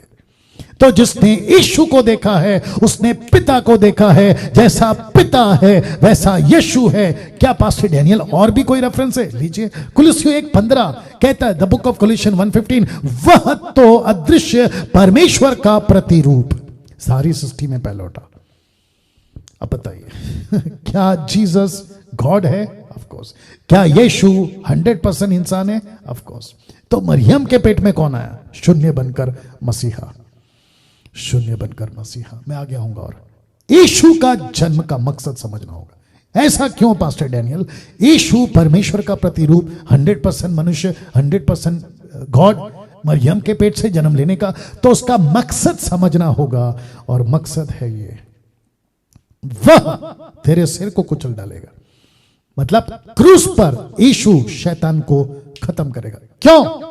ये कौन सा वचन है? आप सभी जानते हैं, उत्पत्ति का गत्समनी, माफ करें, अदन की वाटिका में जो कन्वर्सेशन परमेश्वर ने किया था सांप के साथ, यानी शैतान के साथ। तो उसने कहा था, इसी औरत का पेट का बच्चा तेरे सर को कुचलेगा। सर को कुचलने का मतलब है कि तेरी रणनीति, तेरी स्ट्रैटेजी, तू जो दुनिया को फंसाता है वो तेरे सर को कुचल डालेगा। He will destroy your strategy. वाह। एक वचन रख रहा हूं, कनेक्शन देखिए, 2 कोरिन्थियों 5:19, 2 कोरिन्थियन 5:19, अर्थात परमेश्वर ने मसीह में होकर, याद रखो, मसीह में, द अनॉइंटेड वन में, क्राइस्ट में, अभिषेकित में होकर अपने साथ संसार का मेल मिलाप कर लिया और उनके अपराधों का, आदम के अपराधों का दोष उन पर नहीं लगाया, नहीं लगाया। मसीहा क्या है? एक टाइटल। मसीहा एक टाइटल है। मैं आपको बताता हूं क्यों। और इसी टाइटल के साथ यीशु आए थे। ग्रीक नेम क्रिस्तोस, स्ट्रॉन्ग है 5547, क्रिस्तोस एक मसीहा का टाइटल। यीशु एक नाम से आया था, एसूस, लेकिन दूसरा नाम है मसीहा। ये क्या है? टाइटल। ऐसा आएगा, ऐसा आएगा, जिसका जिक्र दानियल ने, मूसा ने, कई प्रॉफिट्स ने किया हुआ है। तो क्रिस्तोस, ग्रीक वर्ड, यूनानी भाषा, क्रिस्तोस ये शब्द है, ये टाइटल के साथ यीशु मसीह इस दुनिया में। और इब्रानी भाषा में मसीहा, मसीहा या मैसीहा, मैसिया, ये शब्द मसीहा हिंदी शब्द, इब्रू, ये हो गया ना। मत्ती 16:16 आपको याद होगा। यीशु पूछता है, तू क्या कहता है पतरस? पतरस ने उत्तर दिया कि तू जीवते परमेश्वर का पुत्र मसीहा है। मसीहा शब्द, ये टाइटल था यीशु का। यीशु को पृथ्वी पर अभिषेक करके भेजा गया था मसीहा के टाइटल के साथ। तू मसीहा होगा, तू क्रिस्तुस होगा, क्रिस्तुस होगा। अब एक जबरदस्त, क्या कहते हैं ना, शब्द स्टेटमेंट आपके बीच में रख रहा हूं, पहले फोटो देख लीजिए। यहां पे यीशु है जो मरियम पैदा कर रही है, और ये है आपका डिनोमिनेशन जिसको कहते हैं क्रिश्चियनिटी। तो लिखा है यीशु का जन्म ईसाई धर्म की स्थापना करने के लिए नहीं हुआ है, नहीं, ईसाई धर्म का नहीं, बल्कि परमेश्वर का राज्य पृथ्वी पे आए, ये उसका मकसद था, ईसाई धर्म नहीं। तो फिर कहते हैं जितने मेरे हिंदू, मुस्लिम, पारसी, बुद्धिस्ट जितने भी लोग हैं, आपको एक गलत फहमी हो गई है, आपको ऐसा लगता है कि हम ईसाइयत का प्रचार करें। हाथ जोड़ के बोल रहा हूं सर, आपकी गलत फहमी को दूर कर लीजिए जितनी जल्दी हो सके। डैनियल राज, कम से कम मैं, जो आप अब लोग मुझे देख रहे हैं, हम ईसाई धर्म को प्रचार नहीं कर रहे, क्योंकि जीसस ने खुद भी ईसाई धर्म की स्थापना करने के लिए वो नहीं आया, नहीं आया। तो क्यों आया, रखने जा रहा हूं। लूका 2:11, दाऊद के नगर में तुम्हारे लिए एक उद्धारकर्ता जन्मा है और यही मसीह प्रभु है। देख लीजिए, मसीह। स्वर्गदूत ने गडरियों को, ये कौन से गडरिए हैं? ये वो गडरिए हैं, और ये वो भेड़ बकरी जिनका बलि होता है ना, अलग से किया जाता है, ये उनके चरवाते। जो कॉमन भेड़ बकरी होते हैं, उनकी नहीं बात कर रहा हूं, ये वो नहीं है। ये वो भेड़ बकरियां हैं जो बलि के लिए अलग किए जाते थे, ये वो उनके गडरिए। तो इनको पता था कि मसीहा का मतलब क्या होता है, क्योंकि उनको अच्छे से पता था, इन गडरियों को पता था, ये भी पढ़ते होंगे, ये भी सुनते होंगे हर सबत के दिन में, मसीहा आएगा, मसीहा आएगा, मेमना बनकर आएगा, बलि होगा, मानव जाति को बचाएगा। ऐसी बातों का जब ये बात जो रहे थे, प्रतीक्षा करे, तो स्वर्गदूत ने कहा कि तुम सबके लिए उद्धारकर्ता पैदा हो चुका है, और जो चरनी में तुमको लपेटा हुआ मिलेगा वही मसीहा होगा। मसीहा, क्रिस्तुस। क्या बात है। एक व्यक्ति था साहब, लूका 2:30 में, उस व्यक्ति ने कई सालों उपवास कर उसके मुख से क्या शब्द निकला देखो, क्योंकि मेरी आंखों ने तेरे उद्धार को देख लिया है, तेरे उद्धार को देख लिया है। पास्टर डैनियल, जो अविश्वासी लोग हैं शायद वो सोच रहे होंगे, पास्टर डैनियल, यीशु को बच्चा बनकर पैदा होने की जरूरत क्या थी? वो सीधा नीचे आ सकता था, बिना क्रूस पे मरे, बिना दुख उठाए, बिना किसी प्रकार का सताव से वो मानव जाति को छुटकारा दे सकता था। आप जानते हैं परमेश्वर नींद से उठ के काम नहीं करता है, अचानक से कुछ नहीं करता जैसे आपकी और मेरी सोच है। आप कोई घर बना रहे हैं, आपको लगा तोड़ दो फिर बनाओ, अरे ये कह रहे चलो मैनेज कर, ना ना ना ना ना। परमेश्वर ने प्रकाशित वाक्य 13:8 बहुत योजना के साथ, बहुत प्लानिंग के साथ इस सृष्टि को बनाया था, और परमेश्वर के पास में ए प्लान था कि आदम और हवा को फल नहीं खाना है, लेकिन दूसरा बी प्लान भी था कि अगर ये गलती करेगा तो इन्हीं के बीच में से एक बच्चा पैदा होगा, और वो बच्चा स्वर्ग का रास्ता खोलेगा। वाह! तो इसलिए लिखा है यूहन्ना 14:6 में, यीशु ने उससे कहा, मार्ग, सत्य, सच्चाई, जीवन मैं ही हूं, बिना मेरे द्वारा कोई पिता के पास नहीं जा सकता। इसका मतलब क्या? बिना मेरे द्वारा, जिसको मैंने फोन को बड़ा किया, ब्रॉड किया है, क्यों? बिना मेरे द्वारा। तो इसका मतलब है कि बिना इस बच्चे के द्वारा, जिसका नाम यीशु, यीशुस, क्रिस्तोस, यीशु मसीह जिसको हम कहते हैं, इस बच्चे के द्वारा, क्योंकि ये वही बच्चा है जो धार्मिकता का रास्ता लेकर आया था, जो सच्चाई का रास्ता लेकर आया था, जो स्वर्ग का दरवाजा बंद हो गया था उसको खोलने का यही रास्ता लेकर आया। अब आप समझ गए कि हमको मसीह क्यों चाहिए, हमको यीशु क्यों चाहिए, क्यों ये व्यक्ति 2 साल से या फिर उसके पहले 29-30 साल से गला फाड़ फाड़ कर यह प्रचार कर रहा है कि मानव जाति को अगर बचना है तो एक बच्चा पैदा होना था, और वो था यीशु। क्रिसमस केक से कनेक्शन नहीं है, क्रिसमस का कनेक्शन आपके अच्छे कपड़ों से नहीं है, क्रिसमस का कनेक्शन आपके घर को पेंट करने से नहीं है। क्रिसमस का मकसद, क्रिसमस का कनेक्शन सिर्फ इस बच्चे के साथ था, सिर्फ इस बच्चे के साथ था, जिसको कहते हैं क्रिस्तुस टाइटल के साथ आया था। लेकिन आप जानते हैं कि लूसीफर, अंधकार की दुनिया, एक होती है भौतिक, शारीरिक, एक आत्मिक, और एक अंधकार की दुनिया, या फिजिकल, स्पिरिचुअल, डिमोनिक वर्ल्ड, अंधकार की दुनिया। उस व्यक्ति में जिसका नाम है राजा हेरोदेस। जब इस व्यक्ति को पता चला, 8 मिनट है मेरे पास में, मैं खत्म करूंगा, मेरे साथ बने रहे। वाह इस व्यक्ति के अंदर दुष्ट आत्मा, शैतान, जो भी बोल लो, घुसा। और इसका गुस्सा देखिए, सब फोटो इसलिए रखता हूं ताकि आपको कनेक्ट कर सकूं। वचन भी पढ़ूंगा। मत्ती 2:16 लिखा है कि जब हेरोदेस ने यह देखा कि ज्योतिषों ने, माजाए ज्योतिषों ने मेरे साथ ठट्टा किया, तब वह क्रोध से भर गया। देखिए गुस्सा उसका। ये गुस्सा क्यों? एक बच्चा पैदा हुआ है ना, आपको इतना गुस्सा क्यों आ रहा है? राजा हेरोदेस, आपको इतना गुस्सा क्यों आ रहा है? लूसीफर बहुत चालाक है। प्रिंसिपैलिटीज, आकाश की जो प्रिंसिपैलिटीज हैं, अथॉरिटीज हैं, अधिकार हैं, उन सब का कब्जा जो जगत में जो पावरफुल लोग हैं ना, उसका भी होल्ड उसके ऊपर है। इसलिए कभी कभी जब हॉलीवुड, बॉलीवुड, टॉलीवुड या फिर कोई भी तरीके से लोग अपनी बातों को रखते हैं ना, तो उसमें अट्रैक्शन बहुत होता है। अरे उस बड़े नेता ने बोला, अरे ये तो बड़ा सुपरस्टार ने बोला, सच्ची होगा। आप बहुत सावधान रहे।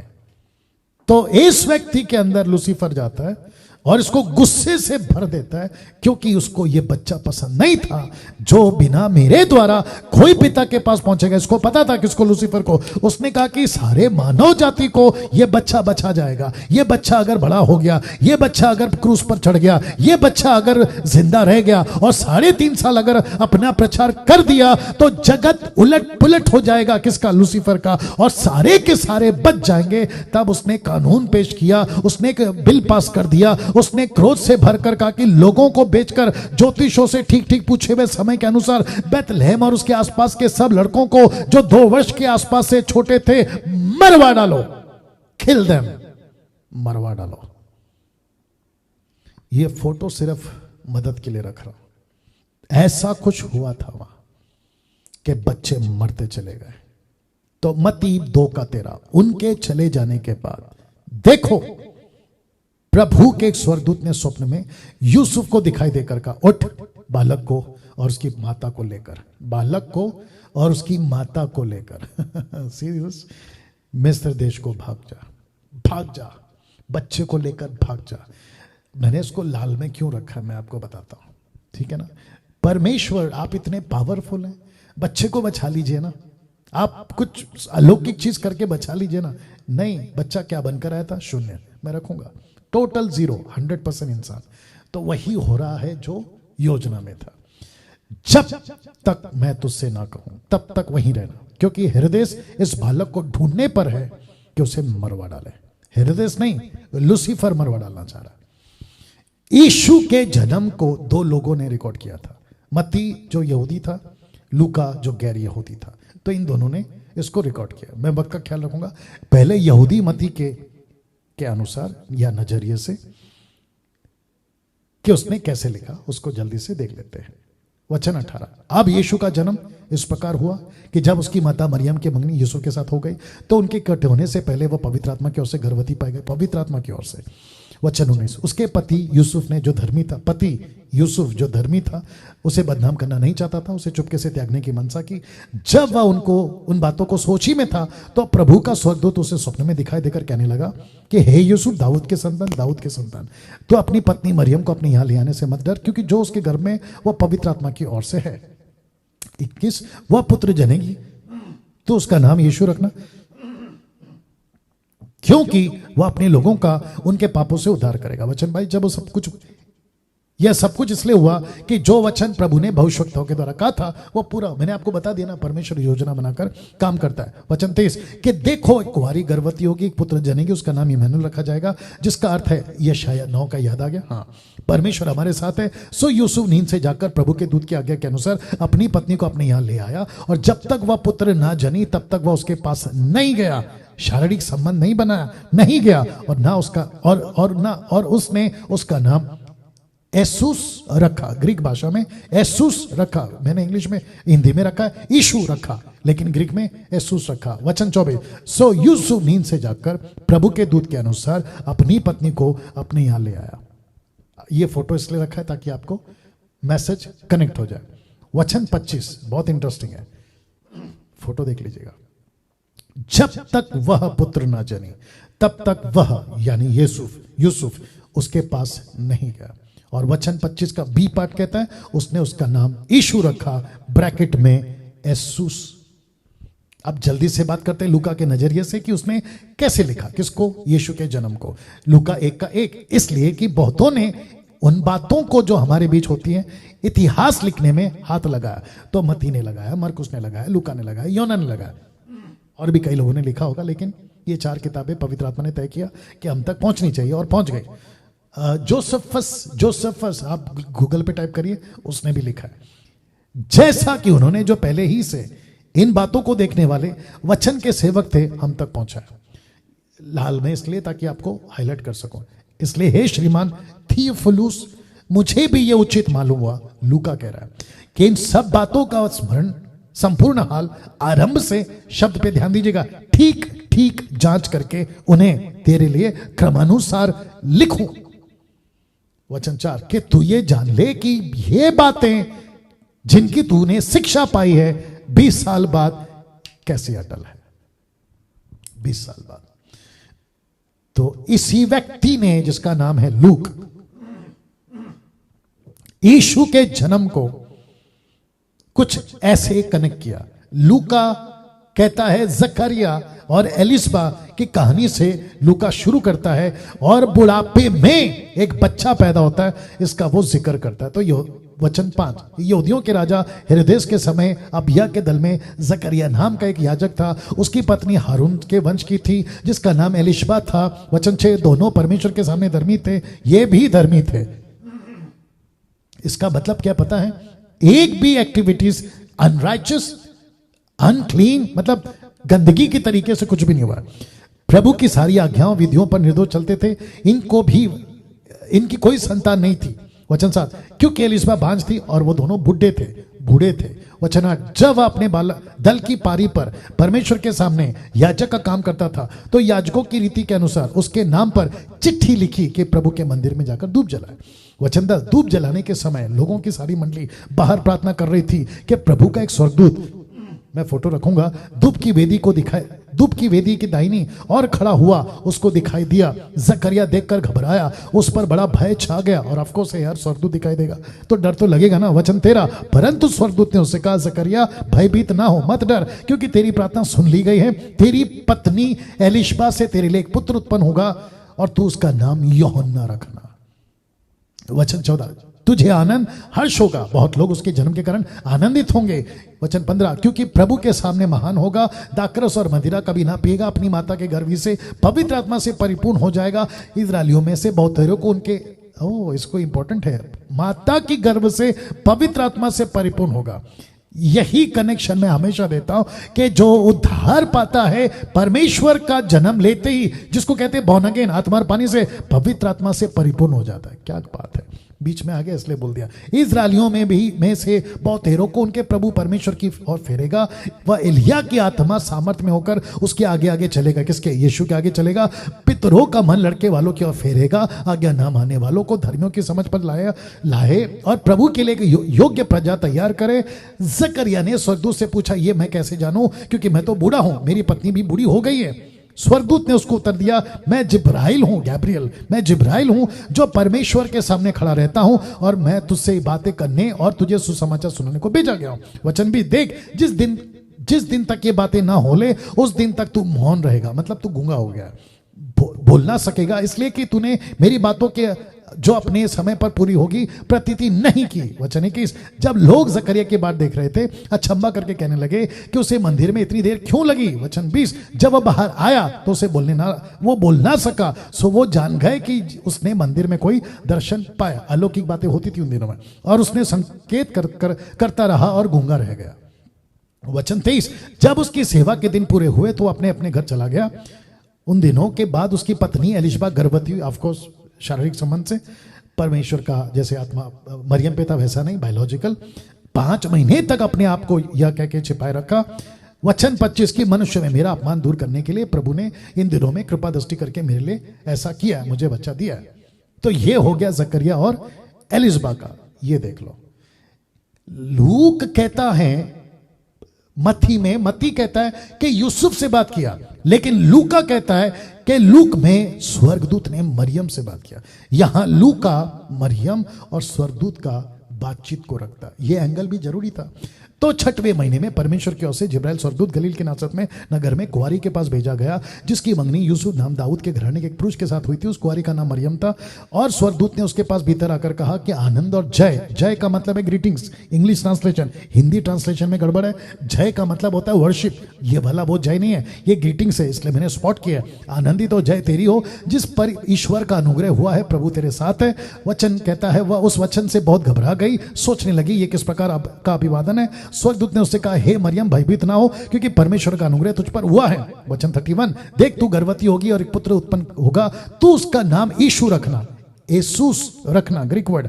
उसके बाद में महान होगा, परम प्रधान का पुत्र कहलाएगा। प्रभु परमेश्वर उसके पिता दाऊद का सिंहासन उसको देगा, वह याकूब के घराने पर सदा राज्य करेगा, उसके राज्य का अंत नहीं होगा। मरियम ने स्वर्गदूत से कहा, ये क्यों करोगा, मैं तो पुरुष को जानती नहीं हूं, मतलब कैसे हो सकता है, मेरी तो मंगनी हुई है। स्वर्गदूत ने उसको उत्तर दिया, और ये कौन लिख रहा है, लूक लिख रहा है, कि पवित्र आत्मा तुझ पर उतरेगा, परम प्रधान की सामर्थ तुझ पर छाया करेगी, इसलिए वह पवित्र जो उत्पन्न होने वाला है परमेश्वर का पुत्र कहलाएगा।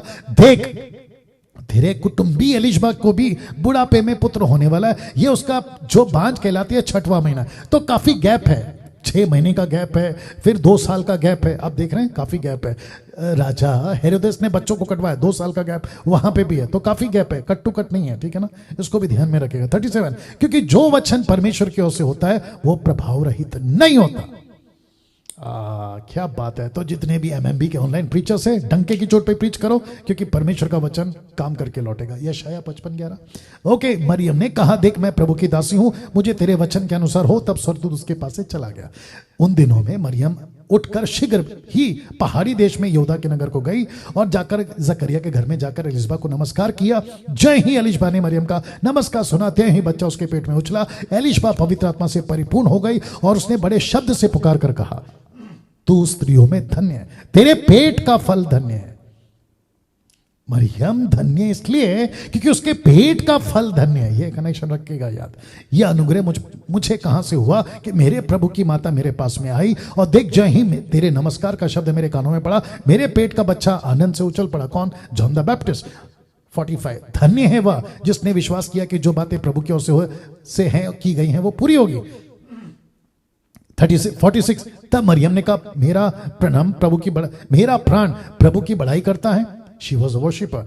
मेरा प्राण प्रभु की बड़ाई करता है, मेरी आत्मा मेरे उद्धार करने वाले परमेश्वर से आनंद हुई है, क्योंकि उसने अपनी दासी की दीनता पर दृष्टि की। इसलिए देखो, अब से युग युग के लोग मुझे धन्य कहेंगे। 49, क्योंकि उस शक्तिमान ने मेरे लिए बड़े बड़े काम किए, उसका नाम पवित्र और उसकी दया उन पर जो उससे डरते हैं पीढ़ी से पीढ़ी तक बनी रहती है। 51, उसने अपना भुजबल दिखाया और जो अपने आप को बड़ा समझते थे उन्हें तितर बितर किया। 52, उसने बलवानों के सिंहासनों से गिरा दिया और दीनों को ऊंचा किया। 53, उसने भूखों को अच्छी वस्तुओं से तृप्त किया और धनवानों को छूछे हाथ निकाल दिया। उसने अपने सेवक इज़राइल को संभाल लिया कि अपनी उस दया को स्मरण करे जो इब्राहिम इसहाक वंश पर सदा रहेगी, जैसा उसने हमारे बाप दादों से कहा था। 56, मरियम लगभग 3 महीने उसके साथ रहकर अपने घर लौट गई। तब एलिशबा के जनने का समय पूरा हुआ, पुत्र जनी। उसके पड़ोसियों ने, कुटुंबियों ने यह सुनाकर कि प्रभु ने उस पर बड़ी दया की, उसका आनंद किया। और ऐसा हुआ कि 8वें दिन के लगभग बालक का खतना हुआ। उसका नाम उसके पिता के नाम पर जकरिया रखने लगे। उसकी माता ने उत्तर दिया कि नहीं, उसका नाम यूहन्ना रखना, क्योंकि जकरिया ने बोला होगा। उन्होंने उससे कहा, तेरे कुटुंब में किसी का नाम यूहन्ना नहीं है? तब उन्होंने उसके पिता से संकेत करके इशारे में पूछा। 63, कि तू उसका नाम क्या रखना चाहता है? उसने लिखने की पट्टी मंगाकर लिख दिया कि इसका नाम यूहन्ना, और सबों ने अचंभा किया, इसका नाम यूहन्ना होना चाहिए। तब उसका मुंह खुल गया। किसका? जकरिया का। वो बोलने और परमेश्वर का धन्यवाद करने लगा। शब्द पे ध्यान दे रहा। उसके आसपास के सब रहने वाले पर भय छा गया। सब बातों की चर्चा यहूदिया के सारे पहाड़ी देश में फैल गई, और सब सुनने वालों ने अपने अपने मन में विचार कर कर कहा, यह बालक कैसा होगा? प्रभु का हाथ उसके साथ था, और उसका पिता जकरिया पवित्र आत्मा से परिपूर्ण हो गया और भविष्यवाणी करने लगा। क्या किया? देखो, लिखा है कि प्रभु पर इज़राइल का परमेश्वर धन्य है, उसने अपने लोगों पर दृष्टि की, उनका छुटकारा किया। अपने सेवक दाऊद के घराने में हमारे लिए एक उद्धार का सिंह निकला। जैसे उसने अपने पवित्र भविष्यवक्ताओं के द्वारा जो जगत की आदि से होता है कहा था, अर्थात हमारे शत्रुओं से, हमारे सब बैरियों के हाथों से हमारा उद्धार किया, कि हमारे बाप दादाओं पर दया करके अपनी पवित्र वाचा का स्मरण करे, और यह शपथ जो उसने हमारे पिता इब्राहिम से कही थी कि वह हमें यह देगा कि हम अपने शत्रुओं के हाथ से छुटकारा पाए, उसके सामने पवित्रता धार्मिकता से जीवन भर निडर होकर उसकी सेवा करते रहे। और तू हे बालक परम प्रधान का भविष्यवक्ता कहलाएगा। हे बालक यूहन्ना तू यीशु का भविष्यवक्ता कहलाएगा। आगे रखूंगा क्योंकि तू प्रभु के मार्ग तैयार करने के लिए उसके आगे आगे चलेगा, कि उसके लोगों को उद्धार का ज्ञान दे जो उनके पापों की क्षमा से प्राप्त होती है। अब इसको देखो, ये हमारे परमेश्वर की बड़ी करुणा से होगा, जिसके कारण ऊपर से हम पर भोर का प्रकाश उदय होगा, कि अंधकार और मृत्यु की छाया में लोग बैठे, ज्योति पाए, हमारे पांव को कुशल के मार्ग में सीधे चलाए। बालक बढ़ता आत्मा में बलवंत होता गया, और इजराइल पर प्रकट होने के दिन तक जंगल में रहा। अब अंत में एक बात बोलकर खत्म कर रहा हूं। वो बात क्या है पास्टर डैनियल, रख रहा हूं। देखिए, स्वर्गदूत दिखता है गडरियों को, स्वर्गदूत दिखता है जकरिया को, स्वर्गदूत बात करता है मरियम से, स्वर्गदूत बात करता है यूसुफ से, बहुत कुछ चल रहा है। तारा दिखता है ज्योतिषों को। अंत की बात क्या है पता है? बहुत ध्यान से सुनना। ऐसा एक भी संदेश यीशु के जन्म का जो उस वक्त लीडर्स थे, शास्त्री फरीसी सदूकी, मंदिर के सो कॉल्ड लीडर्स, मंदिर के लोगों तक नहीं गया। कुछ ऐसे लीडर जो थे उन तक नहीं गया। परमेश्वर ने ऊपर से स्वर्गदूत को, गैब्रियल को नहीं कहा कि किसी शास्त्री फरीसी को पकड़ो और उसको कहो कि जो प्रॉफिट्स कहते थे, ये देखो तुम्हारे सबत में तुम जो किताबें पढ़ते हो, ये शाया की किताब पढ़ते हो 60 का 61 का, लूका 4 का 18 का, ये मसीहा यही बच्चा है। ऐसा एक भी संदेश वहां नहीं गया, नहीं गया। ऐसा क्यों? फिर प्रश्न उठता है, ऐसा क्यों? ऊपर बैठा परमेश्वर कहता है, उस बच्चे को मैं इतना शून्य कर दिया हूं, उसको इतना नीचे कर दिया, मैं रखूंगा। लिखा है उसकी कोई पहचान नहीं होगी, उसकी कोई आइडेंटिटी नहीं होगी, इतना नीचे जाएगा। क्यों? ताकि वो जो नीचे हैं मानव जाति को वो उतना ऊंचा ले जाए। सी, मैं जब स्टडी कर रहा था मैंने भी बोला, प्रभु एक प्रॉफिट, कोई भविष्यवक्ता, कोई शास्त्री फरीसी को बता देता तो सारा खेल खत्म हो जाता। लेकिन देखिए, इनमें से किसी को स्वर्गदूत ने नहीं बताया। मंदिर में ऐसी किसी व्यक्ति शास्त्री फरीसी को कुछ नहीं कहा, बल्कि यूहन्ना 1:19 में क्या लिखा देखो, वो शास्त्री फरीसी 30 साल बाद जब जॉन द बैप्टिस्ट बपतिस्मा दे रहा था तो कानों में ऐसी उनकी आवाज पहुंची कि जिस मसीहा का हम इंतजार कर रहे वो यरदन नदी में बपतिस्मा दे रहे। कौन? John the Baptist. तो यूहन्ना की गवाही यह है कि जब यहूदियों ने यरूशलेम से याजकों और लेवियों को उसे यह पूछने के लिए भेजा कि तू कौन है, तू कौन है, तो जॉन ने तो सीधा बोल दिया, मैं आगे रखूंगा आने वाले दिनों में, उसने तो साफ कह दिया कि मैं तो मसीहा नहीं हूं। और मत्ती की किताब उसका 27 का 17 में पिलातुस, जब वे इकट्ठे हुए तो पिलातुस ने उससे कहा, तुम किसको चाहते हो कि मैं तुम्हारे लिए छोड़ दूं? बरअब्बा को, बरअब्बा का भी नाम यीशु था, बरअब्बा को, या जो यीशु जो मसीह कहलाता उसको। तो शास्त्री फरीसी को नहीं पता था कि जिसको हम क्रूस पे मार रहे हैं ये वही मसीह। इसलिए पौलुस क्या कहता है देखो, 1 कुरिन्थियों 2:8 कहता है, जिससे इस संसार के हाकिमों में से किसी ने नहीं जाना। कौन है संसार के हाकिमों? शास्त्री फरीसी नहीं जाना, क्योंकि यदि जानते तो उस तेजोमय प्रभु को क्रूस पर नहीं चढ़ाते, क्रूस पे नहीं चढ़ाते, बल्कि यीशु ने लिखा है फिलिप्पी 2:7 में, वरना अपने आप को ऐसा शून्य कर दिया, दास का स्वरूप धारण किया, जो मनुष्य की समानता में हो गया। और यशाया का 53 का 1 कहता है, जो समाचार हमें दिया गया उसका किसने विश्वास किया? यहोवा का भुजबल आर्म, स्ट्रेंथ किस पर प्रकट हुआ? इन पर तो नहीं हुआ। अगर होता तो ये यीशु को क्रूस पे नहीं चढ़ाते। अगले हफ्ते episode number 3, study on 4 Gospels. Yeah.